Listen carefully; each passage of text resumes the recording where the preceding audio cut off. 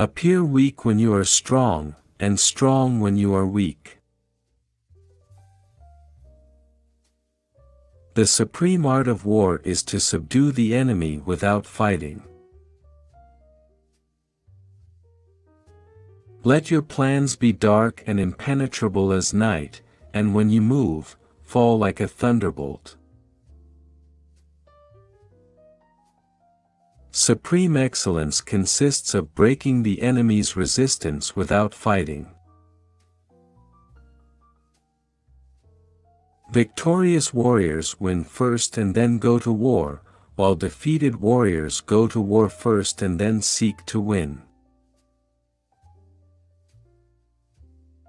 In the midst of chaos, there is also opportunity. Know yourself and you will win all battles. To know your enemy, you must become your enemy. The greatest victory is that which requires no battle. There is no instance of a nation benefiting from prolonged warfare. Move swift as the wind and closely formed as the wood. Attack like the fire and be still as the mountain. Even the finest sword plunged into salt water will eventually rust. The art of war is of vital importance to the state. It is a matter of life and death, a road either to safety or to ruin. Hence it is a subject of inquiry which can on no account be neglected. Opportunities multiply as they are seized. Treat your men as you would your own beloved sons, and they will follow you into the deepest valley. When the enemy is relaxed, make them toil. When full, starve them. When settled, make them move. When you surround an army, leave an outlet free. Do not press a desperate foe too hard. When strong, avoid them. If of high morale, depress them. Seem humble to fill them with conceit. If at ease, exhaust them. If united, separate them. Attack their weaknesses. Emerge to their surprise. So in war, the way is to avoid what is strong, and strike at what is weak.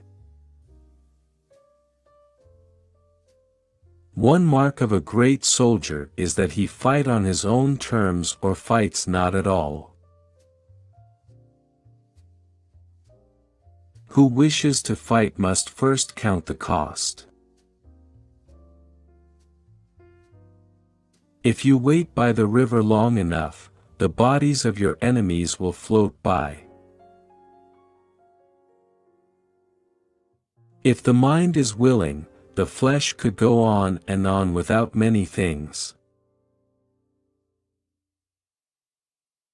To win 100 victories in 100 battles is not the acme of skill. To subdue the enemy without fighting is the acme of skill. Build your opponent a golden bridge to retreat across. You have to believe in yourself. One may know how to conquer without being able to do it. What the ancients called a clever fighter is one who not only wins, but excels in winning with ease. Be extremely subtle even to the point of formlessness. Be extremely mysterious even to the point of soundlessness.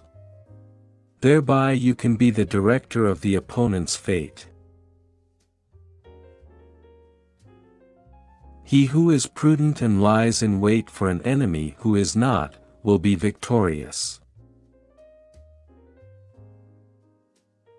When one treats people with benevolence, justice, and righteousness, and reposes confidence in them, the army will be united in mind and all will be happy to serve their leaders. Thus the expert in battle moves the enemy, and is not moved by him. Rouse him, and learn the principle of his activity or inactivity.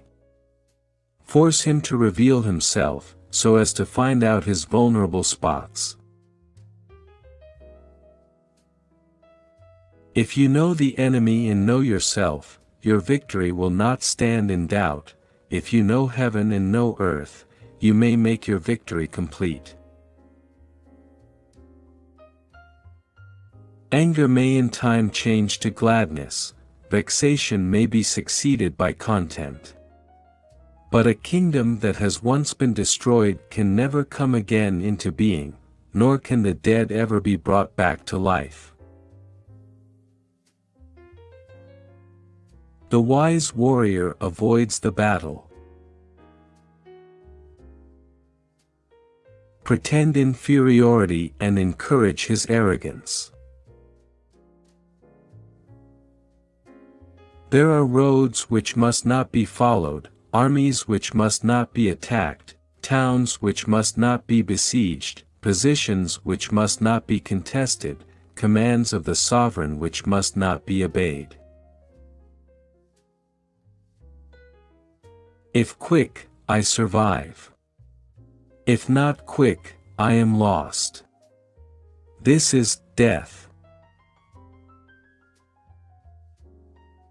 Convince your enemy that he will gain very little by attacking you, this will diminish his enthusiasm. Attack him where he is unprepared, appear where you are not expected. He will win who knows when to fight and when not to fight.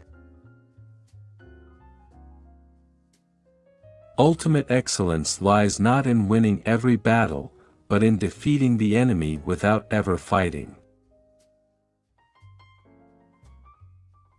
If your opponent is of choleric temper, seek to irritate him. Pretend to be weak, that he may grow arrogant.